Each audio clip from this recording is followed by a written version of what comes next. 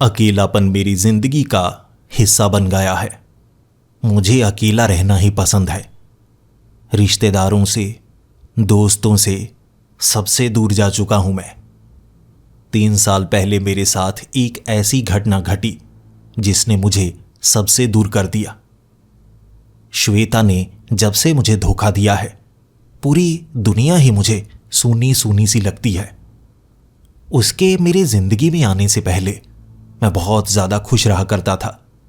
School के समय से ही मैं सबको कहा करता था कि मैं बहुत ज्यादा किस्मत वाला हूं, इसीलिए खुशी खुद ब खुद मेरे करीब चली आती है।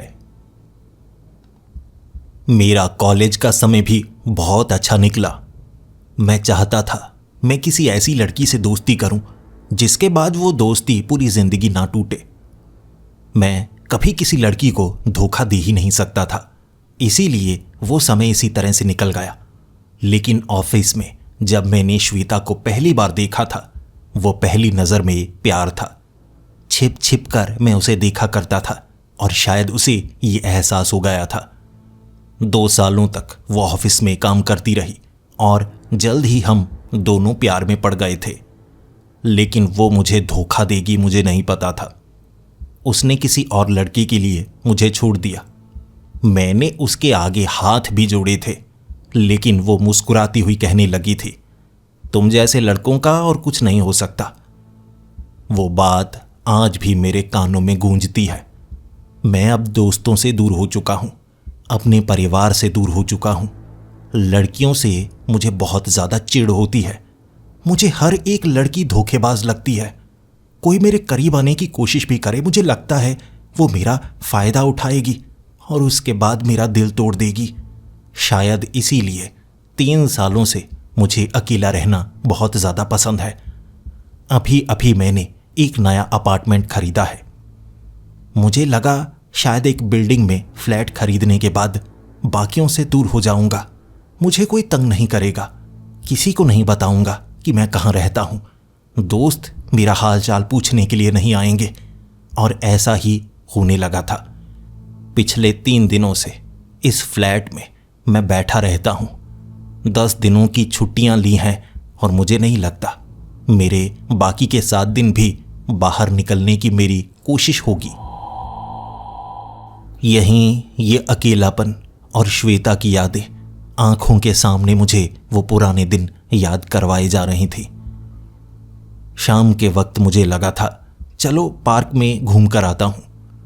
इससे पहले मैं जिस घर में रहा करता था वहां से पब्लिक पार्क बहुत ज़्यादा करीब थी और वहां जब भी मैं जाया करता था। ये 3 साल मेरे ऐसे ही निकले। किसी लड़की से बात नहीं की। हाँ, कुछ बूढ़े बुजुर्ग थे जो मुझसे बात करना ज़्यादा अच्छा समझते थे, उनसे कुछ बात कर लिया करता था मैं।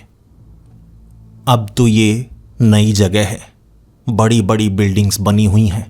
आगे एक पार्क ज़रूर है, लेकिन मुझे शाम के वक्त पार्क में कोई नज़र नहीं आता। इसीलिए अकेले में कुछ समय घूमता हूँ, बात भी नहीं करता किसी से और वापस फ्लैट में आ जाता हूँ। इस बार बेड पर लेटा हुआ था मैं। बैग सामान से भरे हुए थे। बैग से मैंने सामान निकाला ही नहीं था, लेकिन वो पुराने फ्रेम जो मेरी माँ ने मुझे तोहफे में दिए थे, उसे खोलकर मैं सोच रहा कम से कम इसे तो दीवार पर टांग ही देता हूं। सोचा वो पीछे वाली दीवार पर टांगूंगा ताकि बेड से वो बार बार मुझे नजर आते रहे। वैसे तो मैं अपनी माँ के लिए ही जी रहा हूं। शायद मेरी माँ का प्यार ना होता तो कब से अपनी जिंदगी छोड़ चुका होता। जब दीवार पर मैं कील को गाड़ने लगा, मुझे अंदाजा नहीं था ये वाली दीवारें इतनी ज्यादा पतली हैं। मैंने हथौड़े से वो कील को गाड़ा और छेद ज्यादा गहरा हो गया होगा। वक्त रात के 9:30 बजे का था। उस तरफ का अपार्टमेंट किसका है मुझे इसका अंदाजा तक नहीं था, लेकिन फिर जब वो पतली सी आवाज आई मैं घबरा गया। ये एक लड़की की आवाज थी जिसने मुझे डांटते हुए कहा, वक्त देखो क्या हुआ है, तुम कर क्या रहे हो? कब से ये आवाज सुने जा रही हूं। कुछ दीवार पर टांग रहे हो क्या? अरे भाई, सुबह टांग लेना ना, अब क्यों टांग रहे हो? मैंने उससे माफी मांगी, लेकिन वो छेद तो हो चुका था। दीवार शायद बहुत ज़्यादा पतली थी कि छेद से मैं उस तरफ देख भी सकता था, लेकिन उस तरफ लाइट जली हुई नहीं थी। लेकिन लड़की की आवाज़ मुझे उस छेद से साफ सुनाई दे रही और उसने कहा, देखो ये कल टांग लेना ना, अभी मुझे परेशान मत करो। रात के वक्त मुझे कोई परेशान करे तो बिल्कुल अच्छा नहीं लगता। मैंने तब उससे माफ़ी मांगी। देखिए माफ़ कर दीजिए, मुझे नहीं पता था दीवार इतनी ज़्यादा पतली होगी। अरे आप उस तरफ रहती हैं, मैंने छेद कर दिया है। मैं ऐसा करूँगा, देखिए आपकी तरफ भी छेद भरवा दूंगा, इस तरफ से भी भरवा दूंगा और उस तरफ पेंट का खर्च मैं उठाऊंगा। उस लड़की ने कहा, तुम्हें परेशान होने की कोई ज़रूरत नहीं है, छेद उस तरफ से ही भर देना, बस ये आवाज़ मत करना। किसी और दीवार पर दिन के वक्त जो टांगना चाहते हो वो टांग लेना, रात के वक्त आवाज़ मत करना, मुझे थोड़ी सी परेशानी होती है। उसकी ये आवाज़ सुनकर मैं दोबारा बेड पर आ गया। अब वो छेद बार बार मेरी आंखों के सामने घूमे जा रहा। मैं चाहे कुछ समय बाद किसी भी तरफ देखता, उस लड़की की बात याद आती तो ध्यान छेद की तरफ चला जाता। अब उस छेद के करीब पहुंचकर मैंने सुनना चाहा, ये लड़की उस तरफ रहती है, परिवार रहता होगा ना। अरे छेद बना दिया है, कोई उस तरफ से मुझे परेशान भी कर सकता है। अरे बेडरूम भी बिल्कुल सामने है, अब उस तरफ तो काफ़ी ज़्यादा अंधेरा है, उस तरफ से कोई इस तरफ ज़रूर देख सकता है। तो क्या करूं? मुझे लगता है कोई टेप लगा देता हूं ताकि इस तरफ देखा ना जा सके। मैंने टेप लगा दी, तभी उस तरफ से फिर से आवाज़ आई। वो पतली सी टेप थी जो आवाज़ को रोक नहीं सकती थी। उस लड़की ने कहा, देखो चिंता मत करो, तुम फिर से कुछ ना कुछ कर रहे हो, आवाज़ इस तरफ ज़्यादा आती है, मुझे परेशानी होती है क्योंकि मेरा बेड ये दीवार के साथ सटा हुआ है। कृपया आज रात कुछ मत करो, देखो तुम मेरी नींद बार बार खराब किए जा रहे हो। मैंने उससे दोबारा माफ़ी मांगी और उसके बाद मैंने बिल्कुल भी आवाज़ नहीं की। रात को मैं बेड पर ऐसे ही लेटा रहा और जब भी मेरी नींद खुलती मैं उस छेद की तरफ देखता। अगली सुबह मैंने ठान लिया था कि मैं उस दीवार पर कोई कील नहीं गाड़ूंगा, कोई फ्रेम नहीं लगाऊंगा, वो मैं दूसरी दीवार पर लगा लूंगा। और इस छेद को किससे बंद करूं? इस समय मेरे पास सीमेंट वगैरह कुछ नहीं है, टेप लगाऊंगा तो वैसे भी काफ़ी अजीब लगेगा। ऐसा करता हूं, ऐसे ही रहता हूं। अभी मैं उस लड़की से बात करने की कोशिश करूंगा कि तुम्हारी तरफ से अगर मैं कुछ करवा सकूं तो। लेकिन दिन के वक्त मुझे बाजार से कुछ सामान लेकर आना था। दिन भर मैं बाहर ही रहा क्योंकि काम ज़्यादा ज़रूरी था। शाम के वक्त मैं वापस आया और उस छेद के बारे में भूल ही चुका था। सोचा था मैंने कि मैं सीमेंट लेकर आऊँगा और उस छेद में भर दूंगा, लेकिन वो तो भूल ही गया। अब अंधेरा हो चुका था।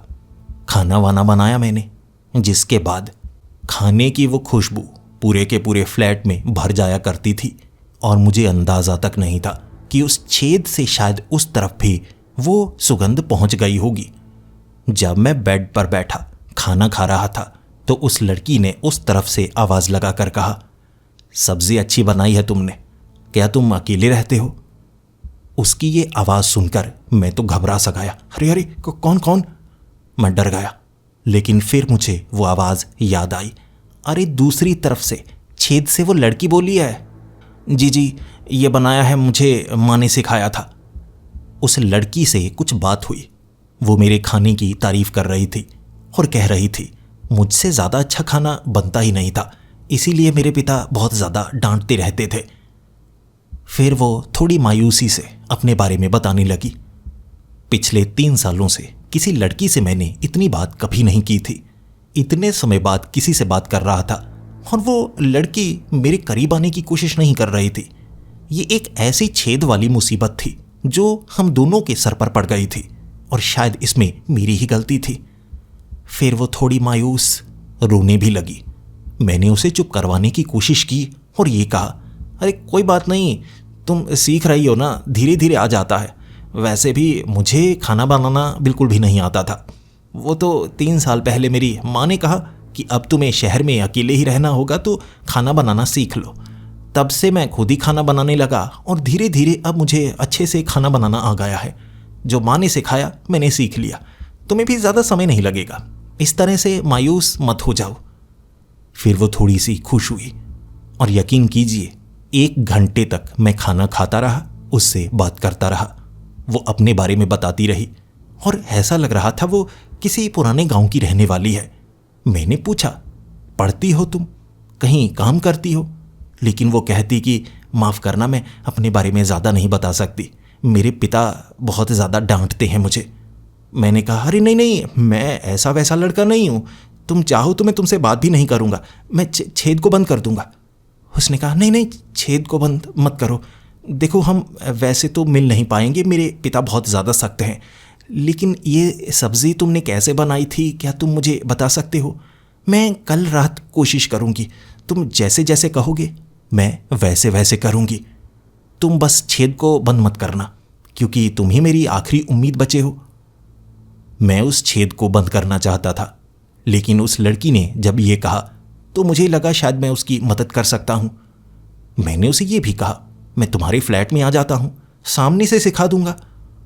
उसने कहा, नहीं, तुम यहाँ नहीं आ सकते, हरे लोग गलत सोचेंगे।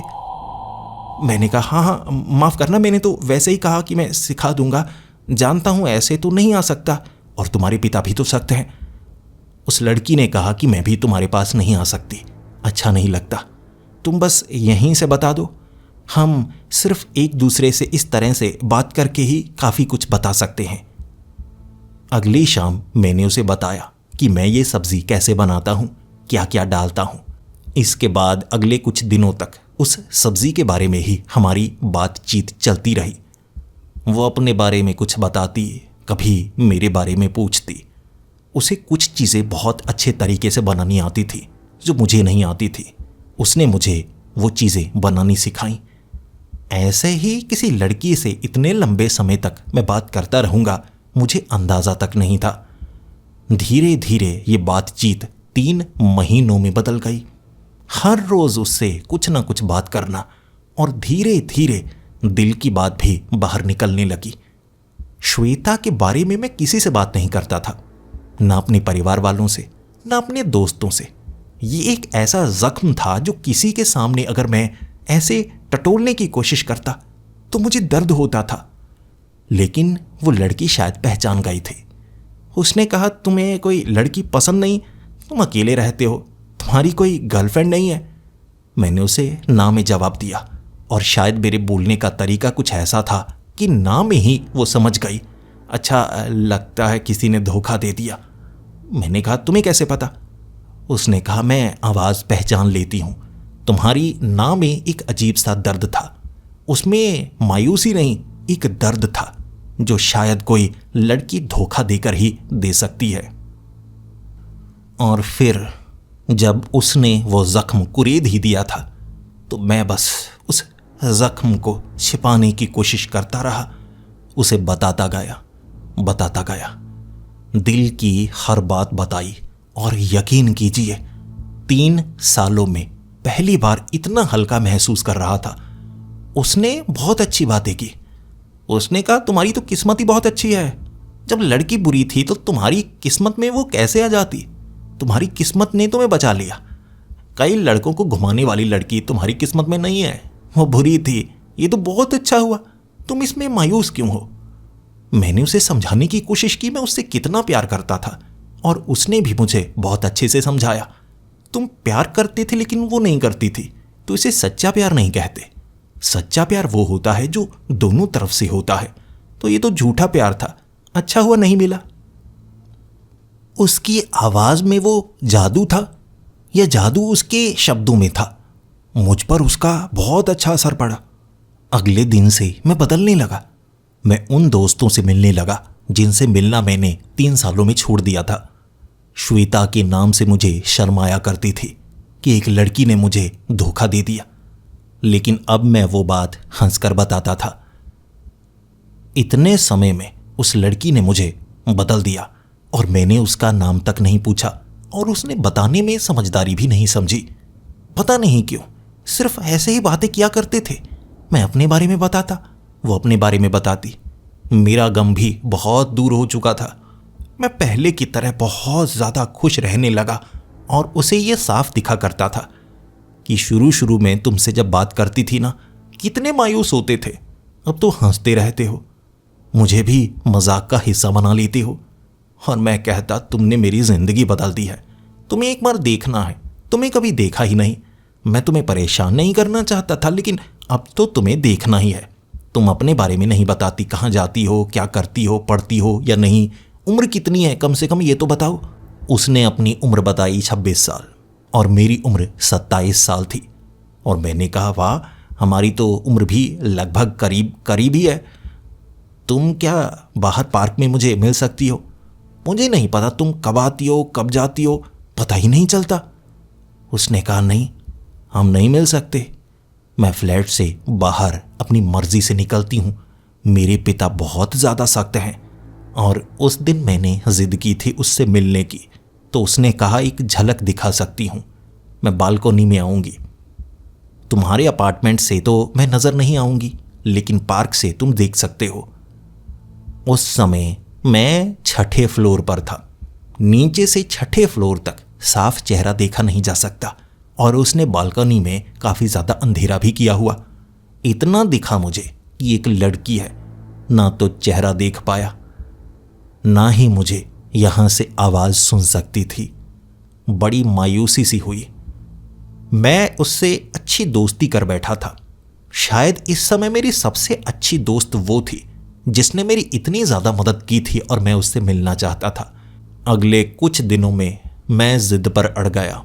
मैं तुमसे मिलूँगा, मैं तुमसे मिलना चाहता हूँ, किसी भी तरह मैं तुमसे मिलना चाहता हूँ। मैं कभी महसूस कर ही नहीं पाया कि मैं शायद उसे पसंद करने लगा था। वो कितनी अच्छी थी, उसकी आवाज़ से ही शायद मुझे प्यार हो गया था। लेकिन उसकी बात मुझे याद थी, सच्चा प्यार वो होता है जो दोनों तरफ से होता है। एक तरफा प्यार कभी सच्चा नहीं हो सकता। इस समय इस प्यार को सिर्फ दिल लगी कह सकते हैं। उसकी आवाज़ से दिल लगी सी हो गई थी। मैं जब शाम के वक्त उसके फ्लैट का दरवाज़ा बार बार खटखटा रहा था क्योंकि बेल काम नहीं कर रही थी, वो दरवाज़ा खुला ही नहीं। मैं बहुत समय खटखटाता रहा, शायद कोई उस समय घर था ही नहीं। रात के वक्त उसकी आवाज़ आई और उसने मुझे बहुत डांटा कि तुम दरवाज़ा खटखटा रहे थे। और मैंने कहा तुम अंदर ही थे, तुमने दरवाज़ा नहीं खोला, तुम अकेली थी, एक झलक दिखा देती, मैं तुम्हें परेशान करना नहीं चाहता था। और उसने कहा नहीं, ना झलक दिखा सकती हूँ ना सामने आ सकती हूँ। यकीन करो, जिस दिन तुम्हें मेरे बारे में पता लगा तुम मुझसे बात नहीं करोगे। और मैंने उसे कहा मैं वादा करता हूँ हमारी दोस्ती इतनी सच्ची तो है, चाहे कुछ भी हो, तुम जैसी भी दिखती हो, जितनी भी उम्र हो, जो भी झूठ बोला हो तुमने, कम से कम मेरी दोस्त तो हो, मैं बस देखना चाहता हूं तुम्हें। उसने कहा नहीं, तुमने मुझे एक बार देखा तो उसके बाद तुम मुझसे कभी बात नहीं करोगे। मैंने कहा क्या हुआ, तुम्हारा चेहरा खराब है? उसने इस बात का जवाब नहीं दिया, लेकिन जिद थी मेरी, पता तो लगाना ही है। पहली बार मैं पड़ोसियों से मिला था। मैं कई नीचे वाले फ्लोर में गया, कई अपार्टमेंट्स में गया कि मैं ऊपर रहने के लिए आया हूँ, 4-5 महीने हो चुके हैं। वो भी हैरान थे मैं मिलने के लिए अब क्यों आया हूँ। लेकिन उसके बाद जैसे जैसे मैं पड़ोसियों से बात करता गया, एक बात का पता लगा मुझे, वो वाला फ्लैट तो बंद है। बहुत समय पहले उसे किसी ने छोड़ दिया था और कारण हर कोई यही कह रहा था, वो फ्लैट भूतिया है। ये बात सुनने के बाद मैं थोड़ा सा घबरा गया था। फिर मुझे लगा वो लड़की मुझे ऐसी ही लगती है, मजबूर सी। ऐसा तो नहीं बंद पड़ा फ्लैट था उसके किसी रिश्तेदार का और उसने रहना शुरू कर दिया हो। मैंने वैसे भी उसे कभी बाहर निकलती हुई नहीं देखा। मैं सच का पता लगाना चाहता था। वैसे भी उसके फ्लैट के आगे कोई कैमरा नहीं लगा था। मैं एक बार अंदर घुसना चाहता था और मुझे इतना पता लग गया था, वहां अंदर कोई रहता नहीं था, फर्नीचर वगैरह कुछ नहीं है, उसे पूरी तरह से छोड़ दिया गया है। मैं एक बार उसे देखना चाहता था और किसी तरह से मैंने वो दरवाज़ा खुलवा ही लिया। जब मैं उस फ्लैट में गया था ना, मैं हैरान हो गया। कोई इंसान वहां रह ही नहीं सकता। पिछले कई सालों से वो फ्लैट बंद था क्योंकि उसे भूतिया कहा जाता था। वक्त शाम का था। एक एक करके जब मैं उस फ्लैट के अलग अलग कमरों में घूमा, मेरे रोंगटे खड़े हो गए। बिल्डर भी मेरे साथ ही था और वो मुझे कह रहा था, अगर आप इस फ्लैट को बहुत कम प्राइस में भी खरीदना चाहते हैं तो देखिए, जो ओनर है वो बेचने को तैयार है, आप खरीदना चाहेंगे ना? मैं उसे क्या जवाब देता? मैं सिर्फ अंदर आना चाहता था, देखना चाहता था। मेरे तो रोंगटे खड़े हो गए। किचन की हालत बहुत बुरी थी, यहाँ कोई खाना नहीं बना सकता था। बाथरूम भी थोड़ा टूटा हुआ था, यहाँ कोई नहीं रहता। तो वो लड़की की आवाज़ कैसे आती है? मैं थोड़ा कांप गया। लेकिन अपने अपार्टमेंट में रात के वक्त जब मैंने वो आवाज़ सुनी, उसका जवाब देने की हिम्मत नहीं थी। उसने कई बार पुकारा और वो छेद से शायद देख लेती थी। तुम जवाब नहीं देना चाहते ना? मुझे लगता है तुमने सब कुछ जान लिया है। मैंने देखा था तुम्हें जब तुम किचन में आए थे ना, तुम्हारा चेहरा उतर गया था। उस समय मेरी जो हालत हुई मैं बता नहीं सकता। उसने ये साफ कह दिया था कि वो उस समय वहां मौजूद थी, लेकिन वहां मेरे और बिल्डर के सिवा और कोई नहीं था। मैंने कांपते हुए पूछा, तुम वहां थी तो मुझे नजर क्यों नहीं आई? उसने कहा, तुम जो सोच रहे हो वो सच है, मैं इसीलिए तुम्हें बताना नहीं चाहती थी। मैं तुमसे बात कर पाई, यह भी बड़ी अजीब बात थी। वैसे मैं किसी से बात नहीं कर पाती थी, कोई मेरी आवाज़ सुन नहीं पाता था। मैं तो गुस्से में उस दिन जब तुम छेद कर रहे थे बोली थी। तुम्हें मेरी आवाज़ सुन गई, मैं हैरान हो गई। मैंने कहा, तू भूत हो ना? उसने कहा, हाँ, मैं जिंदा नहीं हूं। तुम कह सकते हो कि मैं एक भूत हूं, लेकिन मैं तुम्हें चोट नहीं पहुंचाना चाहती, मैं तुम्हें डराना नहीं चाहती थी। मुझे भी एक दोस्त मिला था सालों बाद, इसीलिए मैं कहती थी फ्लैट में मत आओ, तुम डर जाओगे। मैंने उस छेद में टेप लगा दी, कुछ भर दिया ताकि उसकी आवाज़ ना आए, और एक हफ्ते में धीरे धीरे जैसे मुझे उसकी याद आने लगी। जैसे धोखा श्वेता ने दिया था, मुझे बिल्कुल वैसा एहसास हो रहा। उसे बता देना चाहिए था कि वो एक भूत है। फिर से मेरा दिल तोड़ दिया। फिर से किसी से बात करने का मन नहीं कर रहा था। लेकिन कम से कम श्वेता तो दूर जा चुकी थी, इससे मैं बात तो कर सकता था। मैंने वो छेद को दोबारा खोला और गुस्से में उसे कहा, तुमने मुझे धोखा क्यों दिया? बताओ, धोखा क्यों दिया? और वो मुझसे माफ़ी मांगती रही कि मैंने तुम्हें धोखा नहीं दिया, मैं तुम्हें बताती तो तुम मुझसे बात ही नहीं करते। मुझे लगा था तुम्हें कौन सा पता लगेगा, तुम उस तरफ रहोगी, मैं इस तरफ रहूंगी। मैंने उसे खरी खोटी सुनाई। वो रोई भी, लेकिन कहती रही मैं तुम्हें परेशान करना नहीं चाहती थी। लेकिन भले ही वो भूत थी, लेकिन उससे बात करना छोड़ नहीं सकता था। मैंने कहा उससे, देखो, तुमसे बात करना मुझे अच्छा लगता है। मेरी जिंदगी फिर से पहले जैसी हो गई। तुमने मुझे धोखा दिया है जैसे श्वेता ने दिया था, और इसी तरह अगले कई दिनों तक हम में झगड़ा रहा, लेकिन हम बात करते रहे। फिर मैं इस बात से भी आदी हो गया कि वो एक भूत है। भले ही मर चुकी है, लेकिन मुझसे बात तो करती है। मैंने उससे बहुत कुछ पूछा था, लेकिन कुछ बातों का वो जवाब नहीं देती थी। बताया था उसने कि मेरी कज़न के कारण मेरी मौत हुई थी, तब से मैं यहाँ पर भटक रही हूँ। धीरे धीरे उसके बारे में जो जो पता लगता गया मुझे, मैं हैरान होता चला गया। उसने बताया उसकी मौत 70 साल पहले हो चुकी है। उस समय यहाँ ये बिल्डिंग्स नहीं हुआ करती थी, इस जगह गांव हुआ करता था। बिल्कुल नीचे यहाँ उसका घर हुआ करता था, इसी जगह पर। तब से उसकी आत्मा यहाँ भटक रही है, क्योंकि उसकी बलि दी गई थी। उसकी अपनी बहन ने उसे यहाँ पर फंसाया था, तब से वो कैद है। उसकी आत्मा को आज़ादी मिलती ही नहीं। इस कमरे में उसने निवास स्थान बनाया, शायद इसका कारण कोई भी हो सकता है कि यही जगह उसका घर बना। और फिर क्या था, जो भी यहां रहा वो डरता रहा, घर छोड़ता रहा, 3 बार घर को बेचा और तब से वो अकेले रह रही है। वो खुद अपनी आत्मा को शांति दिलवाना चाहती है, लेकिन नहीं। शायद उसकी मौत अग्नि में आहुति देने के कारण हुई थी, इसीलिए उसकी आत्मा यहां पर फंस चुकी है और उसे आज़ादी नहीं मिल सकती। मैंने उसे कहा, अगर मैं तुम्हारी आत्मा को आज़ादी दिलवा दूं तो ये अच्छा नहीं रहेगा। उसने कहा, नहीं, तुम नहीं दिलवा सकते। मैं कोई साधारण आत्मा नहीं बनी हूं। मुझे आहुति के तौर पर आग में डाला गया था और काले जादू का जिस तरह से इस्तेमाल किया गया था, मैं बंध चुकी हूं इस ज़मीन के साथ। तुम्हें बता नहीं सकती किस तरह से मैं कैद हूं। तुम्हारी सोच से परे है सब कुछ। और मैंने कहा, चिंता मत करो, मैं खुद तुम्हें आज़ाद करवाऊंगा। मैंने बिल्डर से बात कर ली कि वो जगह भूतिया है, मैं अपना फ्लैट भी छोड़ना चाहूँगा। उसने कहा, मत छोड़ो। तो मैंने कहा, उस फ्लैट की चाबी मुझे दे दीजिए, कुछ समय मैं उसे इस्तेमाल करना चाहूँगा। वो हैरान था कि अगर मैं भूतों से डरता हूँ तो उसी फ्लैट की चाबी क्यों लेना चाहता हूँ। मैंने कहा, मैं वहाँ हवन वगैरह करवाना चाहता हूँ, मैं उस आत्मा को यहाँ से दूर करना चाहता हूँ। जगह भूतिया है तो मैं इसे ठीक करना चाहता हूँ। बिल्डर मान गया।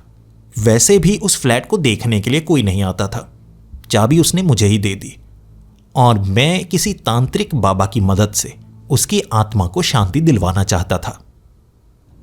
वो लड़की ने मुझे बार बार मना किया था, लेकिन मैं उसकी मदद करना चाहता था। एक सिद्ध तांत्रिक जो मेरे साथ रात के 12 बजे उस फ्लैट में बैठे अग्नि जलाकर धुएं के इशारे समझ रहे थे। उस धुएं में मुझे चेहरा नजर आता। मैं डरता और उस तांत्रिक ने कहा था, वो नजर नहीं आएगी। अगर वो खुद चाहती है कि उसकी आत्मा को शांति मिले तो काम बहुत ज्यादा आसान होगा। लेकिन अचानक वो आग बुझ गई। वो तांत्रिक का चेहरा उतर गया। बार बार उसने आग जलाने की कोशिश की, लेकिन आग बुझ चुकी थी और उस दीवार से आवाज आती, उस छेद के करीब से। वो नजर नहीं आ रही थी, लेकिन बात कर सकती थी। और फिर तांत्रिक मुझे उस फ्लैट से बाहर लेकर आया। उस बिल्डिंग से बाहर उस पार्क में बैठा वो तांत्रिक मुझे कह रहा था, उस लड़की के साथ कुछ नहीं हो सकता। तुम ऐसा करो, उस छेद को बंद करो, क्योंकि तुम उस लड़की की मदद नहीं कर सकते। चाहे वो चाहती हो या ना चाहती हो, हम उसकी मदद नहीं कर सकते। मैंने तांत्रिक से पूछा, ऐसा क्यों? वो खुद चाहती है। आपने कहा था जो चाहता है कि उसकी मदद हो वो तो काम आसान होता है। तांत्रिक ने कहा, काम तो आसान होता है, लेकिन वो साधारण प्रेत आत्मा नहीं है। उसकी बलि दी गई है, काले जादू में उसकी आहुति दी गई है। तुम कह सकते हो कि काले जादू से शैतान को बुलाया गया था। उस दुनिया से एक शैतानी ताकत ने इसकी रूह को कैद कर रखा है, यानी उसे तोहफे के रूप में ये लड़की दी गई और ये उसकी जायदाद है, ये उसे लगता है। तो अगर इसे छुड़ाना है तो वो शैतान से सीधे लड़ना होगा। मैंने कहा, देखिए बाबा, मैं लड़ने को तैयार हूं। आप बताइए ये कैसे किया जा सकता है, और आप तो एक तांत्रिक है ना, क्या आप ये नहीं कर सकते? तब उस तांत्रिक ने कहा, बात सीधी नहीं है। अगर यहां पर वो शैतान होता तो मैं उसे इस दुनिया से उसकी दुनिया में भेज देता, लेकिन इस रूह को जिस तरह से कैद किया गया है, इस दुनिया में नहीं, उसने कहीं और कैद किया है। शैतान की शैतानी शक्ति बड़ी होती है, तो इस लड़की की आत्मा को आज़ादी दिलवाने के लिए तुम्हें खुद वहां पर जाना होगा। मैंने कहा, वहां पर यानी कहां? तांत्रिक ने कहा, उस शैतानी दुनिया में इसकी रूह को छुड़ाने के लिए। और ये काम कितना मुश्किल हो सकता है तुम्हें नहीं पता। हो सकता है तुम भी इस लड़की के साथ ही वहीं पर कैद रह जाओ। मुझे उस तांत्रिक ने बताया था, रात के वक्त वो रास्ता खुलेगा और कुछ खास मंत्र हैं जिनके इस्तेमाल से तुम उसके पार जा सकते हो। लेकिन वहां उस दुनिया में तुम्हें क्या देखने को मिलेगा इसका कोई अंदाजा नहीं है। जो घटनाएं घट चुकी हैं तुम्हें वैसे दृश्य देखने को मिलेंगे और उसमें से तुम्हें उस लड़की का चुनाव करना होगा, उसे ढूंढना होगा और फिर उसे आज़ाद करना होगा।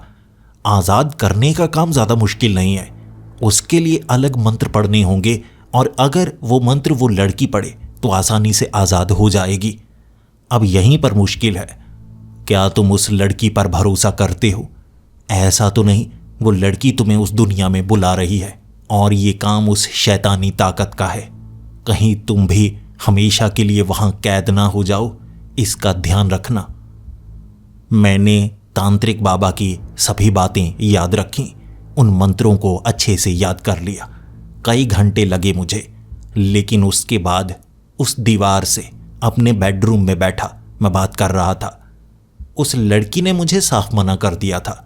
उसने कहा अगर तुम यहां पर आए ये शैतानी दुनिया बिल्कुल अलग महसूस होगी तुम्हें। उसने भी उस ताकत को महसूस किया था।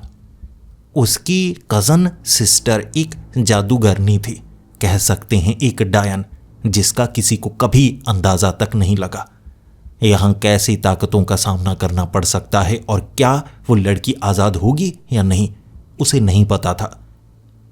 वो मुझे साफ साफ मना कर रही थी, लेकिन मैं उसकी मदद किए बिना उसे यहाँ छोड़ नहीं सकता था। अगली रात का वादा किया मैंने कि मैं आऊँगा उस दुनिया में, तुम्हें आज़ाद करवाऊँगा, बस तुम मुझे धोखा मत देना। एक धोखा मैं खा चुका हूँ, एक धोखा तुमसे नहीं खा सकता। उसने वादा किया कि वो कभी धोखा नहीं देगी। अगली रात मैं उस फ्लैट में गया था। वक्त 10 बजे का होगा। उसी दीवार के करीब से उसकी आवाज़ आ रही थी, यानी कि उसकी ऊर्जा उस जगह पर बंधी हुई है और मैं वो द्वार यहीं पर खोल सकता हूँ। जो मंत्र मुझे तांत्रिक बाबा ने सिखाए थे, मैं वो मंत्र बोलने लगा। उस दीवार पर मैंने लाल निशान बनाए थे। ये शैतानी निशान है उस शैतानी द्वार को खोलने के लिए। काम तो पहले ही हो चुका है, मुझे बस उसे अपना माध्यम बनाना था। जैसे जैसे मैं मंत्र पढ़ता गया, दीवार पर बना हुआ वो गोला चमकने लगा था। बाबा ने बताया था कि जब वो गोला चमकने लगे तुम उसके पार जा सकते हो, लेकिन वहां पर सावधान रहना। कुछ मंत्र थे शैतानी ताकतों को दूर करने के लिए, लेकिन उस दुनिया में मैं कब तक उनसे बच सकता हूं, ये बाबा को भी नहीं पता था। मैंने जैसे ही उस दीवार के पार जाने की ठानी, एक बार उस लड़की ने मुझे मना किया कि नहीं। मैंने नहीं सुना और मैं दीवार के पार पहुंच चुका था। मैंने वहां एक गांव देखा। ये पुराने जमाने का गांव लग रहा था। आसपास घर बने हुए थे, मुझे लोग नजर आ रहे थे और ये दुनिया बिल्कुल भी कोई शैतानी दुनिया नहीं लग रही थी। लेकिन मुझे सतर्क रहना था। तांत्रिक बाबा ने कहा था तुम्हें क्या देखने को मिलेगा इसका अंदाजा कोई नहीं लगा सकता। किस तरह की ताकत से वो रूह जुड़ी है तुम्हें बस धीरे धीरे पता लगेगा। मुझे लगा ये कोई पुराना गांव है और मुझे इसका अंदाजा था ये बिल्डिंग्स किस जगह पर बनी थी, उस गांव का नाम क्या हुआ करता था। जब मैंने एक छोटी सी सब्जी वाली दुकान के पास खड़े होकर उससे ये पूछा कि ये कौन सी जगह है, मुझे डर था वो कोई शैतानी ताकत ना हो, लेकिन उस आदमी ने बड़े साधारण तरीके से जवाब दिया। यह वही गांव था, यानी मैं उस समय में पहुंच चुका था इस शैतानी ताकत के कारण, और ये वही जगह है, वही गांव है और मुझे बस उस लड़की को ढूंढना है। उसे वो मंत्र बोलने के लिए कहना है या अपनी मर्जी से खुद मंत्र बोलकर भी मैं उसे आज़ाद कर सकता हूं। लेकिन वो घर ढूंढने के लिए मुझे बहुत ज़्यादा मशक्क़त करनी पड़ी। कम से कम उस लड़की ने मुझे अपना नाम तो बताया था। उसका नाम श्वेता था। शुरू में वो मुझे अपना नाम इसीलिए नहीं बताना चाहती थी कि मैं जब ये नाम सुनता तो उससे बात ही ना करता, क्योंकि वो जख्म एक श्वेता नाम की लड़की ने दिए थे और इसका भी नाम एक संयोग से श्वेता ही निकला था। लेकिन अब आते वक्त आखिरकार उसने ये नाम बताया था क्योंकि मैं एक बड़े डर के कारण दीवार के पार पहुंचा था, तो इस नाम से उतना ज़्यादा डर नहीं लगा था। अब मुझे महसूस हो रहा था। श्वेता के बारे में मैंने कुछ लोगों से पूछा और उन्होंने इशारा कर दिया उस घर की ओर।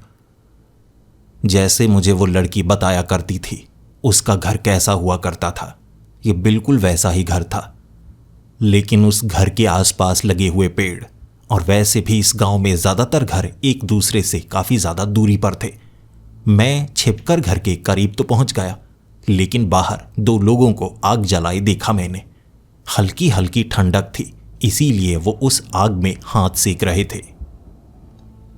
मैंने उनसे नजरें बचाते हुए किसी तरह पीछे वाली खिड़की से अंदर झांकने में समझदारी समझी। कोई मुझे उस समय देख नहीं पा रहा था। खिड़की से झांककर देखा मैंने, घर में उस समय कोई मौजूद नहीं था। इसीलिए मैं सोच रहा कि वो लड़की कहां पर होगी, लेकिन घर में कोई मौजूद है ही नहीं और घर में बाथरूम नहीं था। यानी हर एक कमरा देखने के बाद मुझे लगा वो लड़की कहीं बाहर तो नहीं गई होगी। लेकिन मैं किसी से पूछूं भी तो कैसे पूछूं, उस समय उसकी उम्र 26 साल होगी। अगर मैं बाहर किसी से पूछूंगा तो काम बिगड़ सकता है। हो सकता है ये शैतानी ताकतें हों जो मुझे पकड़ने के लिए ये षड्यंत्र रचे बैठी हों। लेकिन तांत्रिक बाबा ने ये ज़रूर कहा था कि तुम्हें जो नज़र आएगा वो एक भ्रम भी हो सकता है और सच भी हो सकता है। कई बार शैतानी ताकतें किसी एक रूप में ही रह पाती हैं, हर जगह नहीं रह सकती। यानी ये सब शायद शैतान ना हो, लेकिन एक लड़की के बारे में उसके परिवार से पूछूंगा कि वो कहाँ है, शायद कोई बता ना पाए। किसी तरह मैं जानबूझकर घर के आगे से निकलते वक्त उस आग में हाथ सेकने के लिए उनके करीब बैठ गया। उन्होंने भी मना नहीं किया। धीरे धीरे बात चलने लगी तो मैंने उनसे पूछा, आप दोनों घर में रहते हैं, शादी वादी नहीं हुई आपकी? तब उस आदमी ने बताया कि उसकी शादी तो हो चुकी है और वैसे भी उसकी बीवी मर चुकी है, एक बेटी है जो घर में है। यानी कि वो श्वेता का बाप होगा। फिर मैंने उससे पूछा, जी मैं सरकारी विभाग से आया हूँ। वैसे तो दिन के वक्त मैं पास वाले गांव में ये काम कर चुका हूँ, लेकिन यहाँ पर भी गांव में कितनी लड़कियाँ हैं मुझे ये पता होना चाहिए, क्योंकि सरकारी नौकरी मिल रही है लड़कियों को, तो मैं देखना चाहूँगा।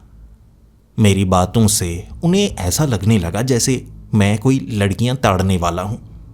उसे मुझ पर ऐसा शक हुआ कि सबसे पहले वो घर में जाकर देखना चाहता था कि इतने समय से उसकी बेटी बाहर क्यों नहीं आई, और दूसरे आदमी को मुझे पकड़ने के लिए कह दिया उसने।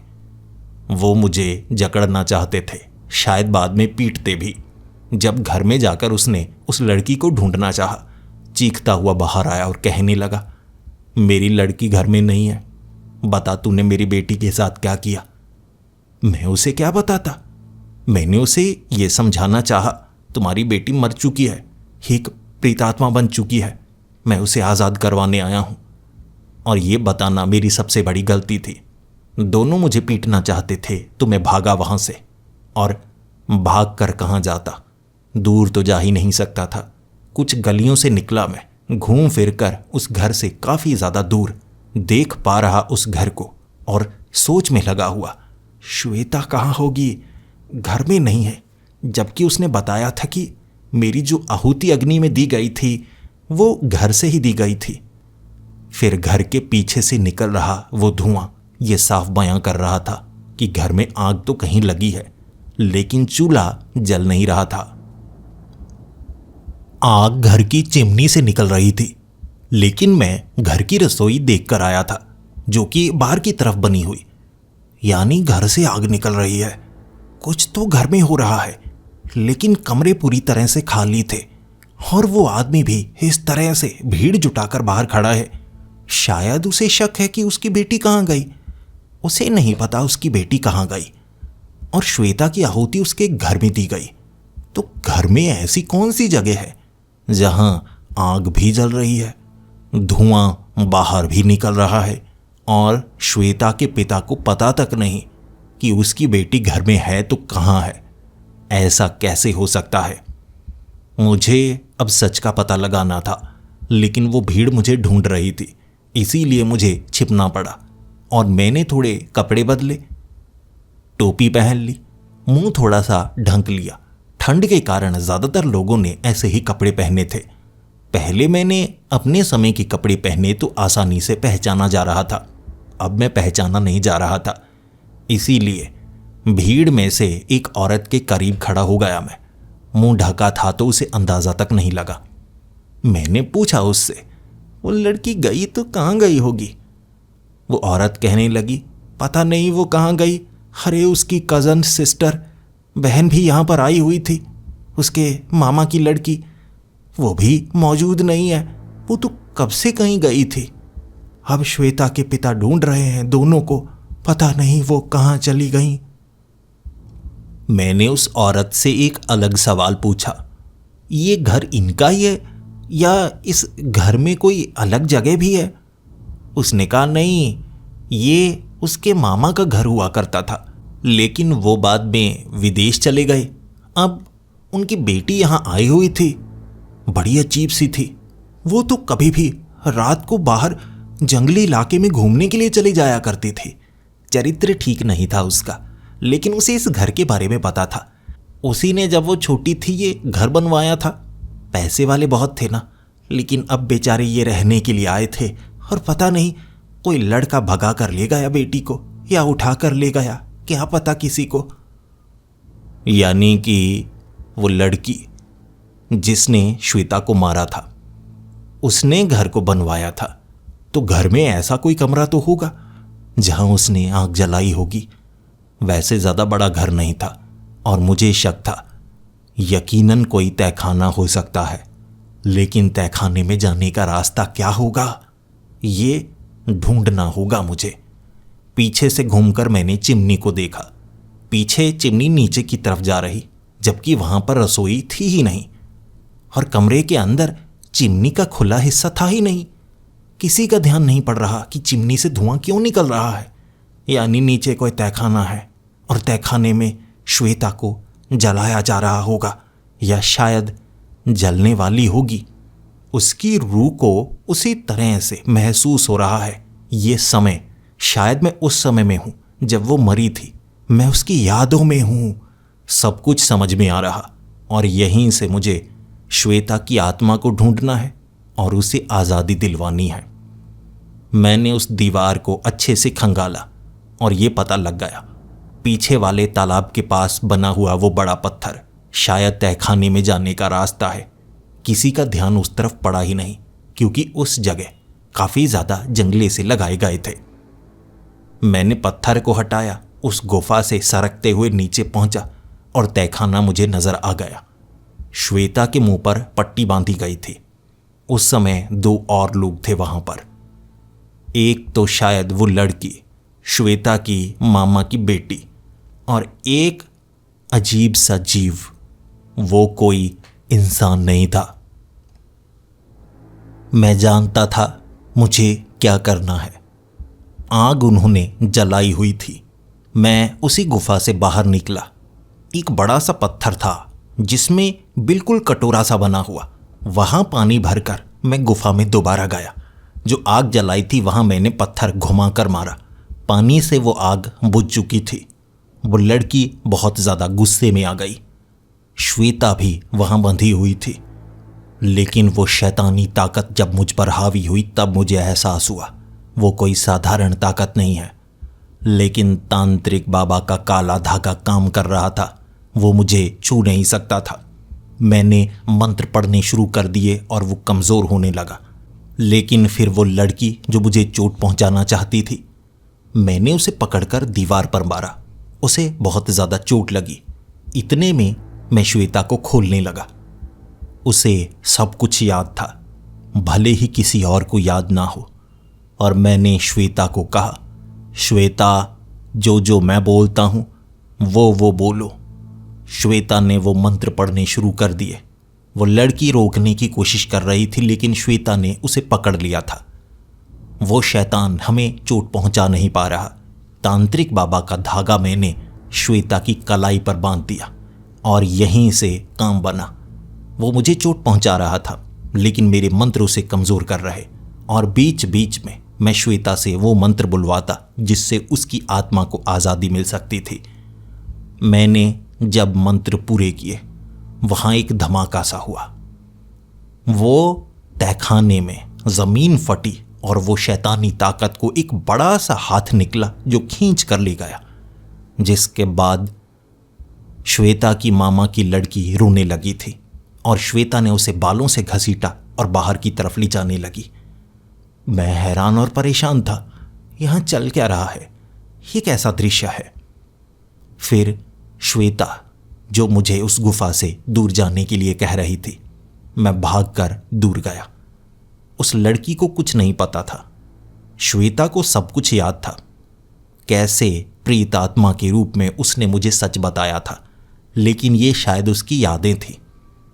जिसके बाद भीड़ को सच बताया गया। वो एक डायन बन चुकी थी जो श्वेता की आहुति देना चाहती थी, और ये काम की तैयारी वो 20 सालों से कर रही थी। जब वो लगभग 10 साल की थी तब से उसका मानसिक संतुलन ऐसा ही था, क्योंकि उसके पिता भी उसे जादू सिखाया करते थे, और किसी अपने की बलि से ही वो ताकत पाई जा सकती है, तो वो श्वेता की बलि देना चाहती थी। लेकिन हमेशा के लिए श्वेता तो कैद होती, तो मैंने श्वेता की आत्मा को आज़ाद करवाया। लेकिन फिर एक पेड़ के नीचे बैठकर मैं श्वेता से बातें करता रहा। वो अच्छी दिख रही थी।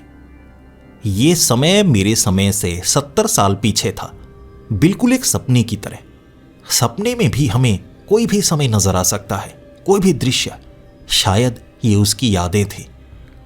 मैंने उसकी आत्मा को शांति दिलवाई, और शायद अब मैं वापस चला जाऊंगा उसी दरवाजे के जरिए जो चमकता हुआ इस पेड़ के करीब मुझे दिखने लगा था। ढेर सारी बातें की मैंने, और उसने मेरा धन्यवाद किया। मैंने उसे समझाया ये यादें खत्म हो जाएंगी, शायद तुम हमेशा के लिए बाद में आज़ाद हो जाओगी। इस तरह उसकी आत्मा को शांति दिलवाकर मैं उस पेड़ के जरिए अपने फ्लैट में वापस आ चुका था। यहां आकर मुझे बड़ा हल्कापन महसूस हुआ। मैं बच चुका था। मैंने उस छेद से बात करने की कई बार कोशिश की, लेकिन दोबारा मुझे उस लड़की की आवाज सुनाई नहीं दी।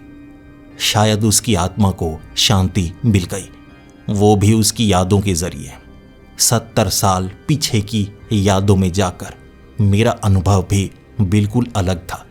मैंने उस समय को खुद महसूस किया, लेकिन मेरा स्वभाव बदल गया।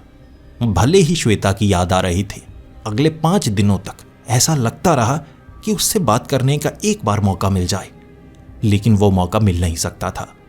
उसका समय अलग था, मेरा समय अलग था। वो प्रेतात्मा थी, उसे आजादी मिली। फिर उस पब्लिक पार्क में मैं बैठा हुआ मुस्कुरा रहा था, देख रहा था उन इमारतों को। बड़ी बड़ी इमारतों में कई राज छिपे होते हैं जो धीरे धीरे हमारी समझ में आते हैं। अचानक एक लड़का मेरे करीब आया और उसने मुझे एक लोहे का डिब्बा पकड़ाया। पुराना सा था, जंग खाया हुआ, और फिर उसने कहा, भैया पहचाना मुझे? मैंने कहा, हाँ हाँ, वो पहले घर में मैं रहता था और तुम पार्क में आया करते थे। अरे तुम्हारी दादी मेरे करीब ही तो बैठी होती थी। उसने मुझे बताया उसकी दादी का देहांत 6 महीने पहले हो चुका है, और उसकी दादी ने मरने से पहले उसे एक बक्सा पकड़ाया था और एक एड्रेस भी दिया था कि इस तारीख को यहां पर तुम्हें वो लड़का जिससे मैं पब्लिक पार्क में मिला करती थी वो दिखेगा। उसे ये बक्सा दे देना और ये कहना अपनी जिंदगी खुशी से जीना। मैंने उस लड़के को कहा, अरे माफ करना, मुझे बहुत बुरा लगा। तुम्हारी दादी पार्क में आया करती थी, उस समय मैं बहुत ज़्यादा मायूस रहता था, किसी और से बात नहीं करता था। लेकिन कुछ बुजुर्ग होते जो मायूस होते और मुझसे मिलना चाहते, तो मैं तुम्हारी दादी से बात किया करता था। मुझे बड़ा बुरा लगा। लेकिन उस लड़के ने कहा, मेरी दादी सिर्फ पब्लिक पार्क में ही आपसे नहीं मिलती थी, कभी कभी छिपकर वो आपको देखा करती थी।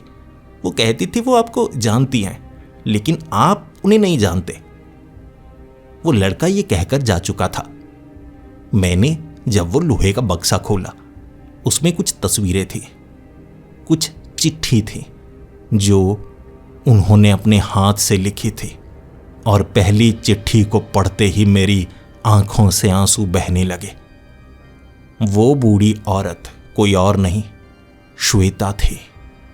70 साल पहले की सिर्फ यादों में नहीं गया था मैं, बल्कि उस शैतानी ताकत को रोक दिया तो इतिहास के पन्नों में शायद बदलाव हुआ था। वो बच गई थी, लेकिन बड़े रहस्यमय तरीके से। उसी समय वो एक प्रेत आत्मा की तरह उस बिल्डिंग के उस फ्लैट में भटक रही थी और दूसरी तरफ अपनी जिंदगी भी जी रही थी, क्योंकि मैंने इतिहास में उसे बचा लिया था। ये दुनिया बड़े कमाल की है। उन चिट्ठियों को आगे कुछ दिनों तक मैं पढ़ता रहा और ये जानता रहा श्वेता ने बाद में अपनी जिंदगी को किस तरह से जिया, और 6 महीने पहले उसकी मौत हो चुकी है। वो औरत मेरी आंखों में देखा करती थी और हमेशा मुझे कहती थी, मैं तुम्हें बहुत अच्छे तरीके से जानती हूँ, और मैं हंस दिया करता था, जी मुझे तो कोई अच्छे तरीके से जान ही नहीं सकता। उदासी ने मुझे बदल दिया है। और वो मुस्कुराते हुए कहती, तुम्हें कोई मिलेगा जो बदल देगा। इसी तरह ये दुनिया चलती है, किसी की उदासी को दूर करो तो तुम्हें खुशियां खुद ब खुद मिलती चली जाएंगी। उसने कभी मुझे बताया नहीं ताकि सब कुछ बदले ना। ये सृष्टि का ऐसा चक्र था जिसमें वो शायद बदलाव करना नहीं चाहते थे।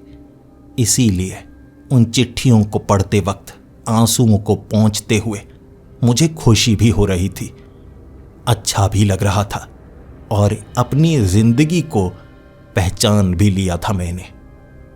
कभी कभी कुछ अपने होते हैं जो आपसे दूर हो जाते हैं, लेकिन सिर्फ आंखों से दूर होते हैं। कहीं वो भी खुश होंगे, कहीं आप भी खुश होंगे। हमें इसी में खुशी मिल जानी चाहिए। इस कहानी से तो आपको यही सबक मिलना चाहिए। शायद जो आपकी आंखों के सामने है वो आपका अपना हो, किसी दिन वो भी पराया हो जाएगा, लेकिन जो यादें हैं वो हमेशा आपका साथ देंगी।